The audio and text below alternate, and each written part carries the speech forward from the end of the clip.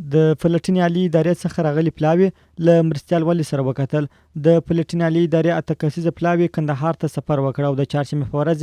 ولایت مقام کې د کندهار مرستیال والي الحاج مولوي حیات الله برک سره دغه په کاري دفتر کې وکتل چې پر مهال د مرستیال والي سکرټر مولوي حمدالله حمیم هم حضور درلود.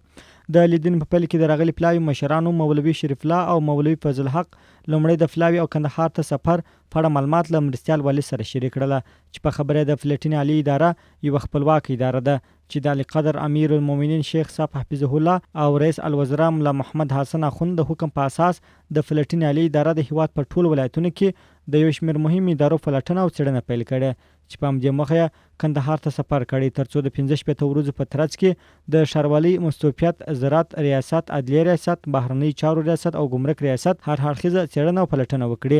دوی په خپلو خبرو کې ول د پلټنې ترڅنګ د پلاوي بله موخه دا ده ترڅو د بیت المال کومه بودیجه چې په مصرف رسیږي دغه پوښتنه او پلټنه وکړي او په اړه له مشرتابه سره راپور شریک کړي. له هغه وروسته مرستیال والي الحاج مولوي حیات الله برک لومړی ټول راغلي پلاوي ته ښه راغلاست وایه او خوښي یې وښودله چې کندهار ته د یو مهم موخې لپاره سفر کړی او په خپلو خبرو کې دا کار په ادارو کې د فساد له منځه وړلو د فساد مشخصولو اصلاحات راوستلو او د نظام ساتلو په برخه کې تر ټولو مهمه تګلاره وبلله. مرستیال والي په اداره کې اصلاحات د هر چا مسؤلیت یاد کړ او وروسته یې په یاد ادارو کې د پلټنې پر مهال راغلي پلاوي ته د ولایتي ادارې په استازیتوب د هر ډول همکاري ډاډ وړاندې کړ او هم یې غوښتنه وکړه ترڅو خپلې ټولې چارې په سم ډول مخته یوسي او د یاد ادارو سمه پلټنه وکړي. وروسته لیدنه د 2 په ویلو سره پای ته ورسېده.